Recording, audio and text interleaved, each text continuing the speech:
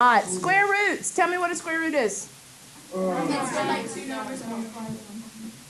That's actually the same two numbers multiplied together. So if I have the square root of 25, I'm looking for these two numbers that have to be the same, right? So it's 5. 5 times 5 is 25, so the square root of 25 is 5.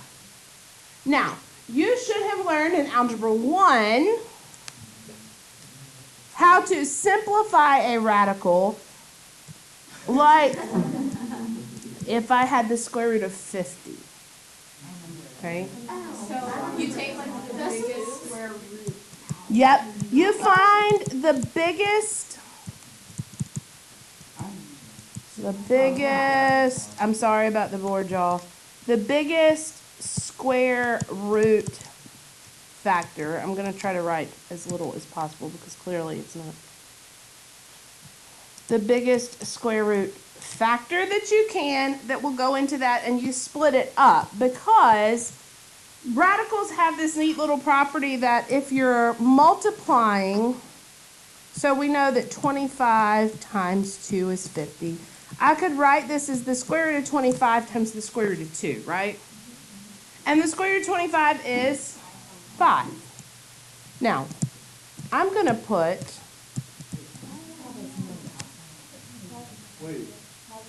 positive or negative because I can take the positive principal root or it could be negative. Yeah, what was your question? Okay. Okay. So that's one of those old properties, right? Hopefully you remember that. Okay. Let me give you one to try and see if you remember. It's coming back slowly. Let's say I asked you to simplify the square root of 80. Again, because you know I don't like decimals, so I wouldn't want you to give me a decimal equivalent for that. It would be close to 9 because the square root of 81 is 9. But I want an exact answer, so I want it with a radical in it. So, see if you can simplify. I'm glad you're listening.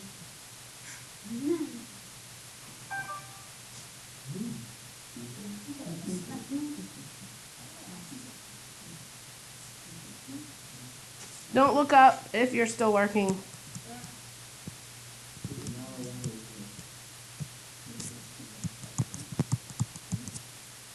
Too much pressure? No, look up.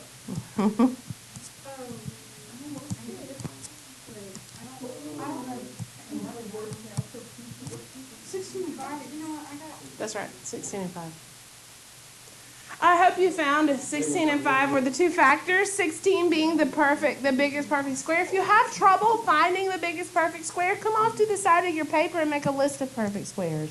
4, 9, 16, 25, 36, and so on, and see what the biggest one you can divide the number into the radical is. Okay?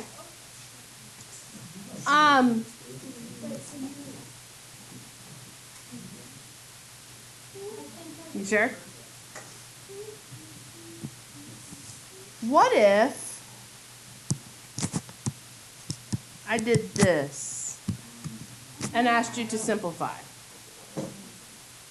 Okay. Okay, so the property we've been using, would you agree, is that if we have the square root of a times b, then I could split that up as the square root of a times the square root of b. Do you agree? So then do you not agree that if I start here, I could move backwards with that same property? Sure. So because neither one of these are divisible by a perfect square, put them together. What's 21 times 6? 126. Well, now I have another number to try. Is there a perfect square that I can divide 126 by? I don't know. I don't know what it is. That's not a perfect square, though. But it's got to divide in evenly.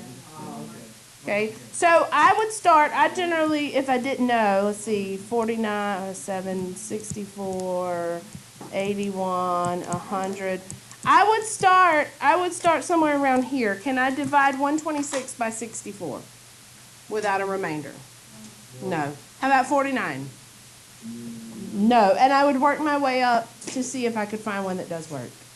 Has anyone found one that works? Where do you keep getting these numbers? Wait, I'm confused. Okay, it's got to be one of these numbers.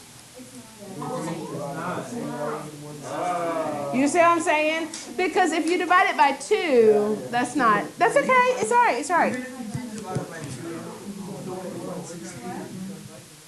All right, so I got 9 times what? 14.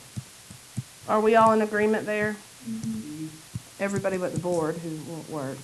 All right, so the square root, these are both square roots. I can divide that both into that square root. So this would be 3 times the square root of 14. This is so obnoxious, and I'm sorry. Plus or minus, yes. Yeah. Now, I'm showing you all this, and this was multiplication. I'm going to show you division. I'm going to show you a lot of stuff just to get to what we're doing today. Okay? All this is background. This is all Algebra 1 stuff. Okay? You taught us a lot easier. It's probably because you've seen it before, so subconsciously it's there. I'm just kind of brushing off the cobwebs. All right. So we kind of came about this property, even though, well, I did formally give it to you there at the end, but this is the property we were working with. That if the square root of a times b is there, then I can split it up as the square root of a times the square root of b, right? So the other property deals with division. What do you think happens here? The square root of a over the square root of b. It splits up again. The square root of a and the square root of b, but golly, jeez. There's a problem. What's the problem? What's the problem with splitting it up that way? Yes. Yes. Never, ever, ever can you have radicals on the bottom.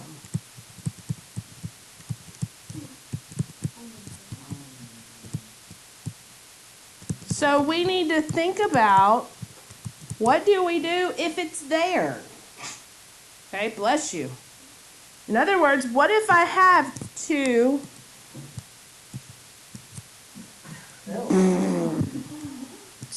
over the square root?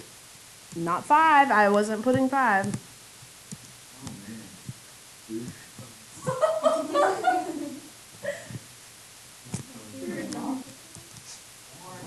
Huh? Well, we want to have the same value. Okay.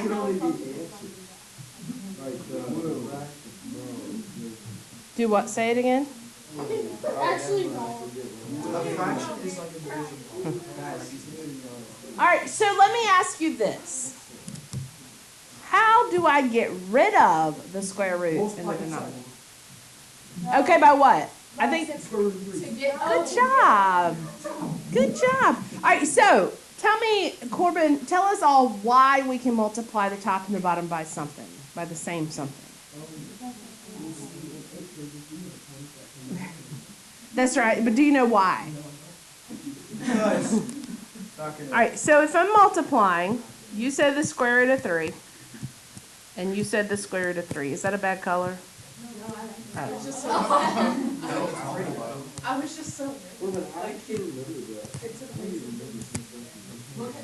Why? Okay, so yes, it makes the bottom because by that multiplication property, the square root of 3 times the square root of 3, I could put them both under the same radical. They're going to cancel out and just leave 3, right? Because the square root of 9 is 3, right? And up top, I have 2 times the square root of 3. But what I'm asking you is, why can I do this? I wanted it to have the same value. Why does it still have the same value doing that? Because All right, you're multiplying, not adding. So essentially you're multiplying by what? 1. And 1 is the multiplication identity. If you multiply anything by 1 and it keeps the same value, and anything over itself is 1. So you've really multiplied the fraction by 1. Does that make sense to you? I like you to know why you can do what you can do, not just do this. Because if you know why, it helps you retain and understand a little bit better. Can you do like one more? Of course. All right. Do we all understand why the square root of 3 times the square root of 3 is 3? Okay.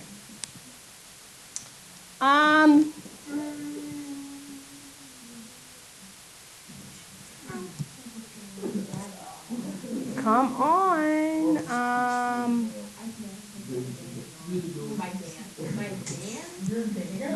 There you go.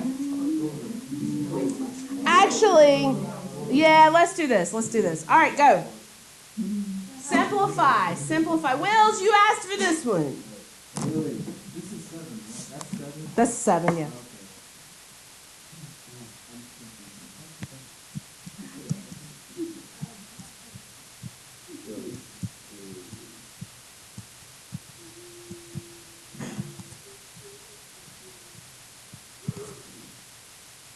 This one doesn't have a nice whole number on top. It's got a radical on top.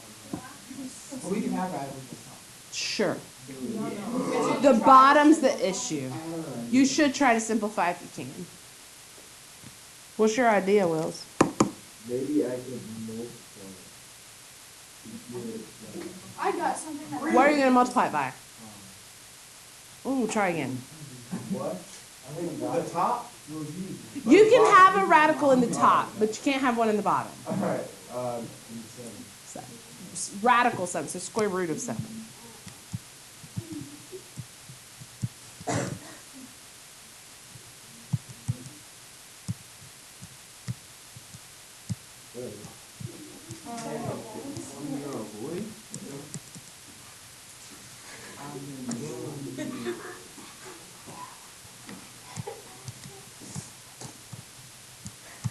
So several of you have said multiply by square root of 7, that's right.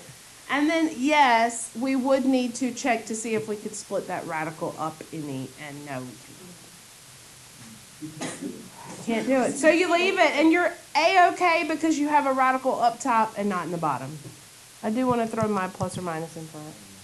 Wait, that doesn't count the whole fraction. Whole fraction. All right. Whenever you have a radical, it's always positive. Mhm. Whatever. Let me throw you for a little bit of a loop.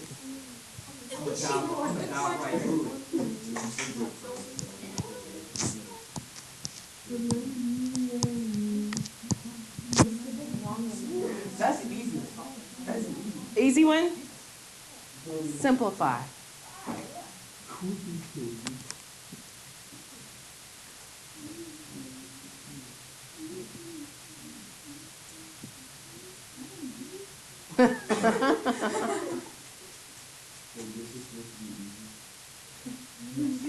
What are you multiplying by? Somebody said it. Square root of 5. If I just multiply by the square root of 5, I can just multiply these two together. I got to do it top and bottom. Up top, I end up with what? Square root of 10. On the bottom, these two, these two make 5, so I have 15. Let me ask you this now. Can I simplify the 10 and 15 by dividing by 5? No. The 10's under a radical. It's not a whole number 10. It's square root of 10, which is a totally different number.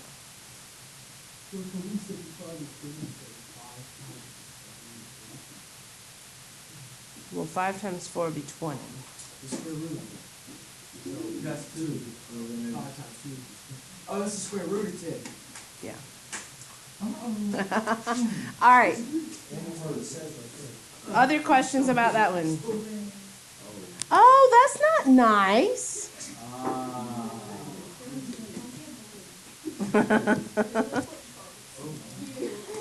I'm getting so frustrated with this board. Stay in schooling. You may have bullying at your old school, but we don't allow any kids. Yeah.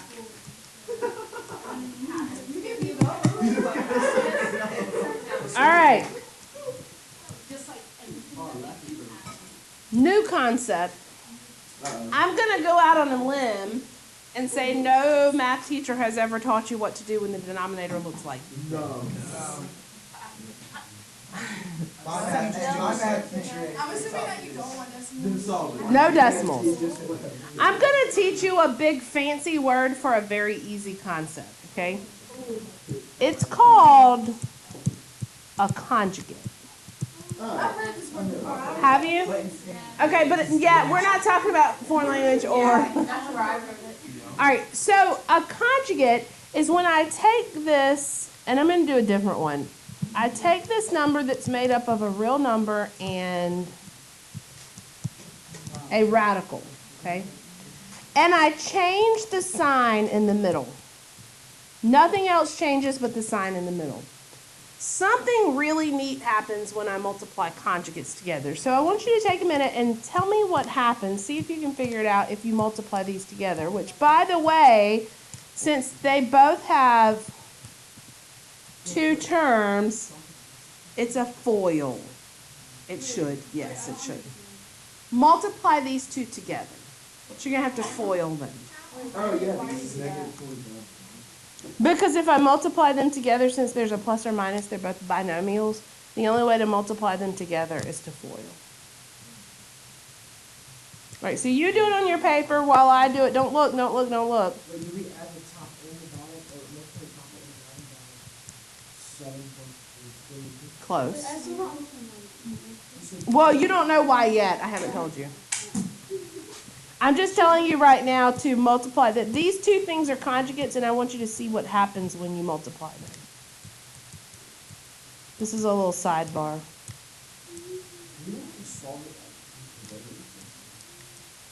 Well, what happens if you multiply the top and the bottom by square root of 2? Then you'd have 7 square root of 2 plus 2. It would still have a radical in the denominator.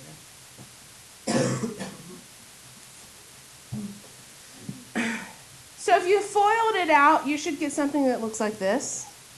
Okay? Negative 3 root 5 and positive 3 root 5 are opposites, so they cancel. And I'm left with 9 minus 5, which is... So tell me what happens when you multiply conjugates together. They cancel the radicals out, which is what we want in our fraction, right? Because we don't want any radicals in our fraction. So now, if I apply that same concept over here, I'm going to multiply the top and the bottom by what? 7 minus. That's exactly right. Wait, question. Yes. Would you get minus 5? The square root of negative. Square root of 5 times square root of 5. This is actually negative square root of 5. Well, why didn't you use Why didn't I use what? the one on the left? Why didn't you use Which one?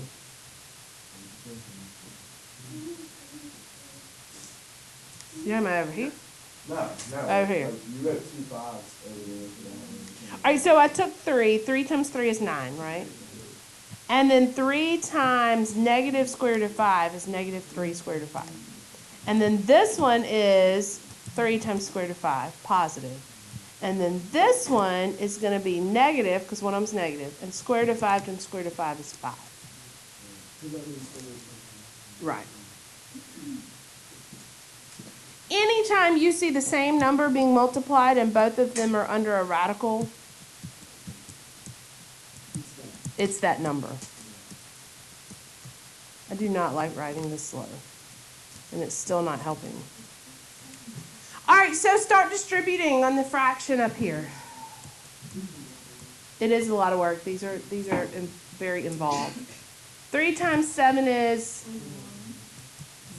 and 3 times negative root 2 is negative 3 root 2. That's okay. I have a radical in the numerator. It's not in the denominator, so it does not matter. The bottom is where it's going to count. 49 minus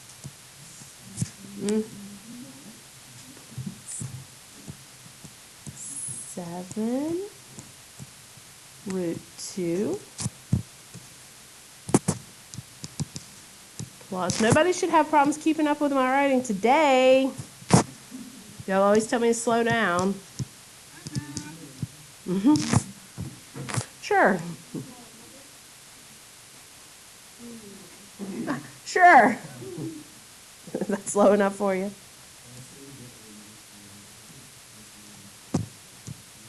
Oh, I know, but I'd like it to be right when y'all.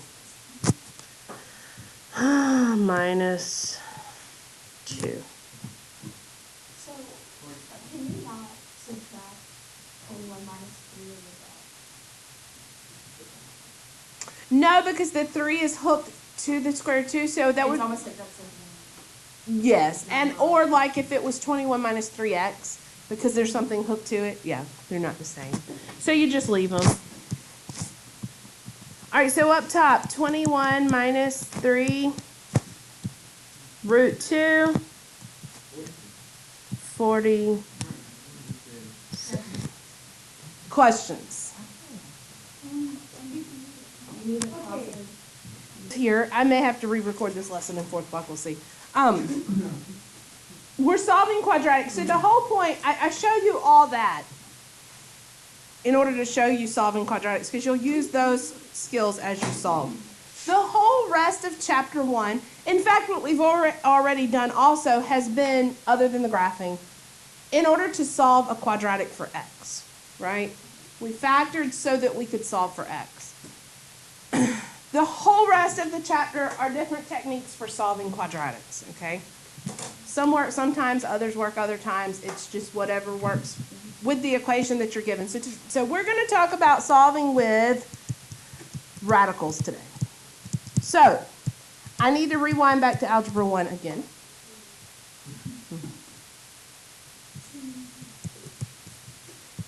And I'm going to go out on a limb and say you're not going to know the answer to this. No fault of yours by any stretch of the imagination. Yes. X equals negative. Okay, I'm not concerned with the answer. Okay.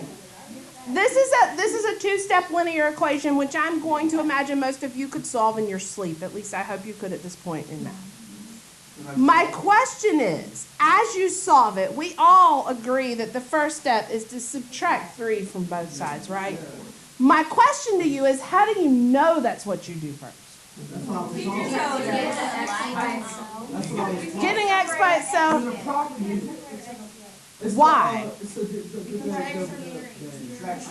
Who made these rules? What rules are these that you speak of? But what are the rules? Are you using any rules to do it, or are you just like terms? So I don't have any like terms. Give me something else.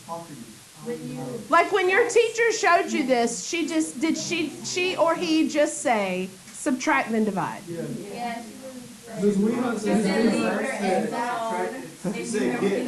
So how would you feel if I told you that there was a logical step-by-step way that you solve equations? Okay. Tell me what is the opposite of solving an equation? Or solving something. What? Unsolving. Unsolving. How about if I said maybe simplifying? Putting things, you know what I'm saying? Like you said with the like terms and all. Tell me what order that you do that in. Because you should know that order. I said reverse order of operations. Did you? I didn't hear you. Oh my gosh, I would have been so excited. I'm still so excited that you. Okay, so now my question is, did your teacher teach you? Did you have a teacher that taught you, or were you just making an educated guess? I'd be really excited if y'all had a teacher that taught you sad math.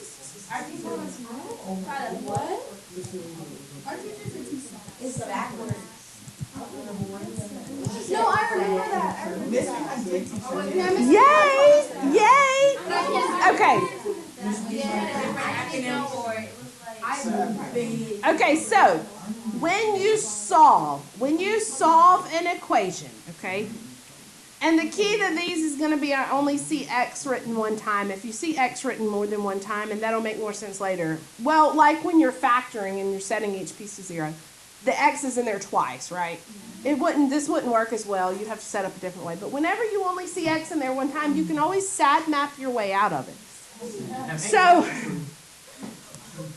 why do I have dashes on these two?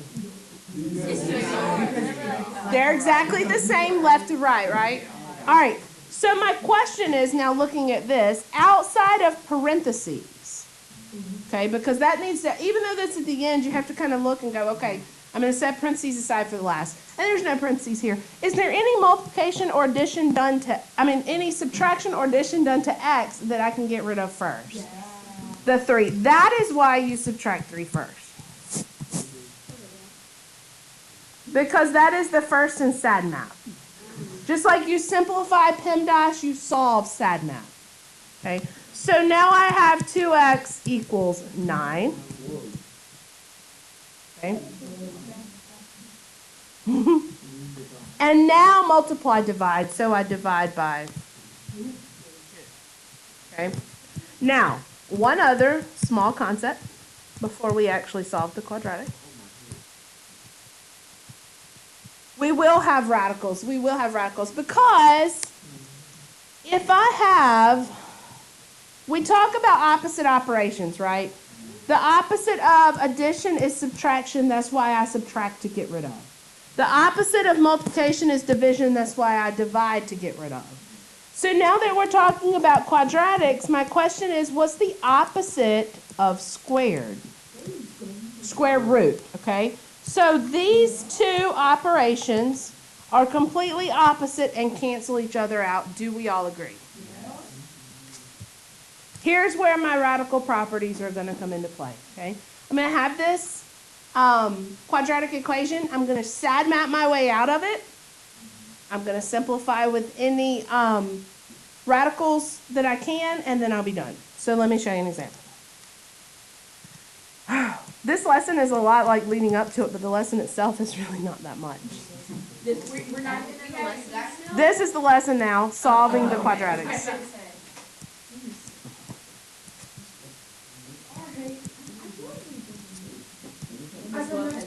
Is that 3x squared? Yes. It's just inflating the back of the wall. I think she gave it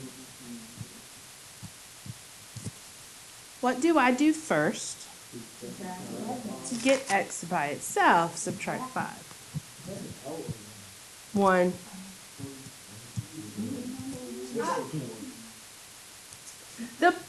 Go ahead. What's wrong? Okay, we learned this, but it wasn't, I had nothing to do with the side map. They just said to do x by itself. Yeah. And they were just like, okay, do it. Yeah. So I'm going to show you one with some parentheses and things that it'll make more sense so you'll know what it is you have to do. All right. Plus or minus are going to be very important when we do radicals on this because if you remember when we solved with factoring, we got 2 answers, right? Because 2x intercepts. Some of them have 2, some of them have 1, some of them have none, which we'll get to tomorrow. But make sure we have the plus or the minus when we get to that point, okay? All right, so I've got 3x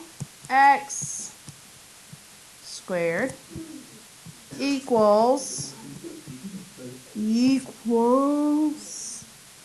36. I don't know.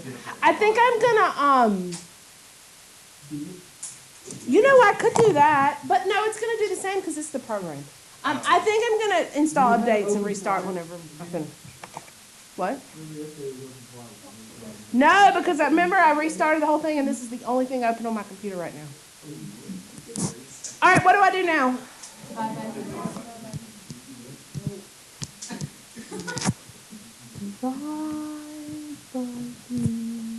And I have x squared. And understand, 3x squared, okay, this thing's going to have to work with me because some things I have to write. This and this, it almost made it through the whole thing. Those are two different things. Okay? The squared's only hooked to the x here. Right. If it looked like the one on the right, I would have to do square root first. Yeah, that's right. That's right. All right. 12. Now what? Next equal square root. But I can't leave it like that. Yeah, I know. I was gonna ask like what. You can simplify it. Close. What'd you say? He said x equals the square root of 6. No, it's 2 square root. 2 root 3. 4 times 3 is 12. So I'm going to use the numbers 4 and 3. I tried to write 4 and 3. And so the square root of 4 is 2. Square root of 3 is just square root of 3. And do not forget that very important plus or minus, because this is telling me that this quadratic would cross the x-axis at positive 2 root 3 and negative 2 root 3. Both places, those are the two.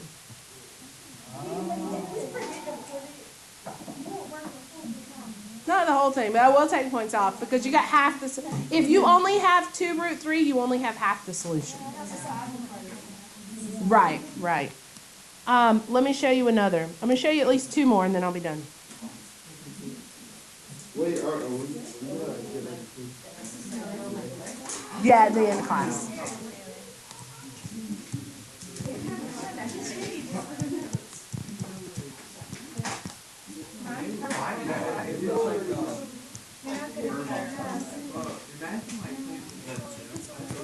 Equals 6.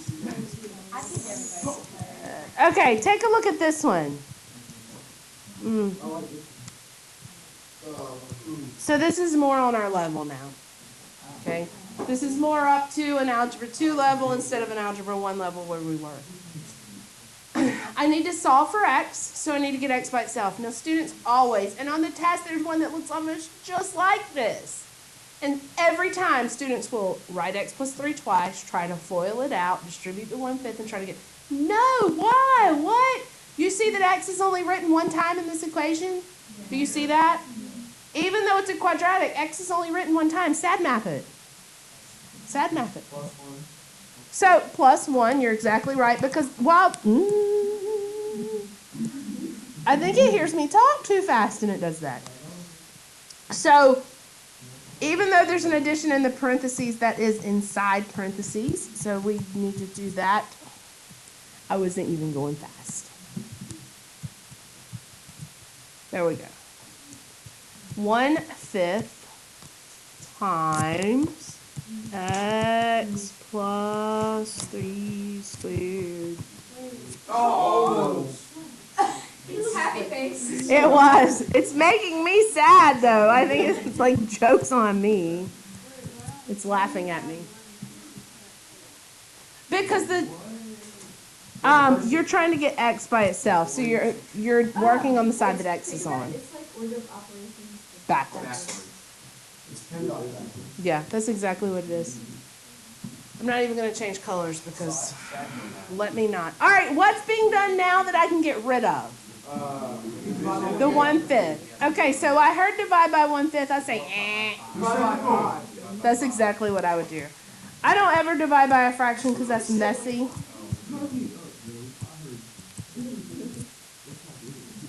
I'm sorry if you said it and I didn't hear you. Yell at me. Y'all yell at me about other stuff. There we go.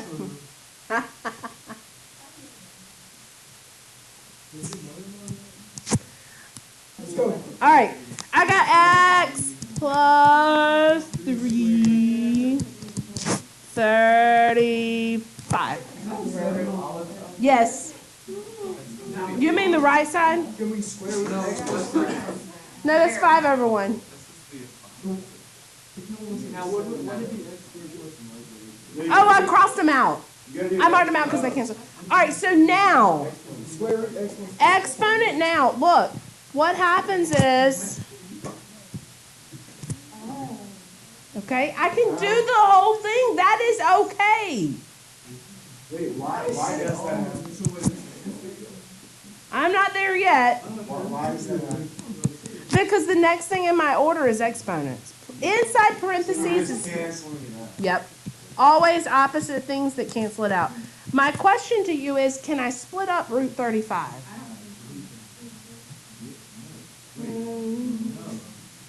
No. But I do need to make sure that that radical portion has a plus or minus. Now what? So the plus sign always goes to the radical. All plus or minus always goes with the radical, yes.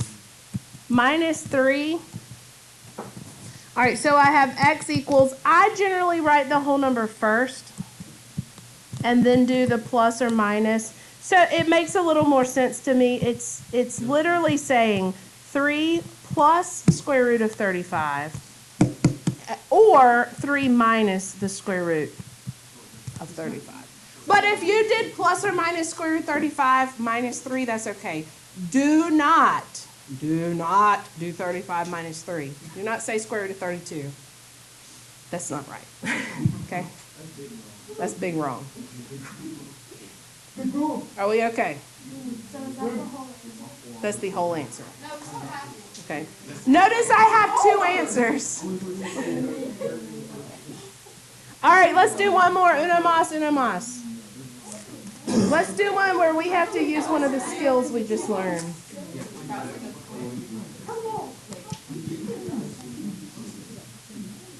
What's wrong? Oh, I thought you were saying something about. All right, shh, shh, shh, shh. Here we go, guys. Yes, ma'am. We're already working on it like the studious, good honors algebra 2 kids that you are. Some of you are waiting on me to work it. Tell me what you did first. Divide by 3. Oh, no, don't give me a decimal. It's 40. All right. Keep it 40 over 3. Okay. Keep it 40 over 3. No decimals on any of this. You shouldn't get decimals on any answers in this whole chapter. Oh, sorry. Yes. Absolutely. Oh, my goodness. I cannot do this all day. All right, so somebody said square root the fraction, and that's absolutely right. So when we square root here, it goes away. But now we have an issue. So I'm going to come off to the side and work with this fraction a little bit. We have 2 issues with this fraction, actually. The bottom, there is a radical. And in the top, I can simplify that. Okay? I would always simplify first. It'll make your life easier in the end. Okay? So the square root of 40 can simplify how? Right. 2 square root of 10. Because 40 is the same thing as 4 times, we were on a roll. 4 times 10. So it was square root of 4 and square root of 10, which is 2 root 10. And then on the bottom, we've got the nice little square root of trace. Yep, multiply by square root of trace. Look, I got y'all speaking Spanglish.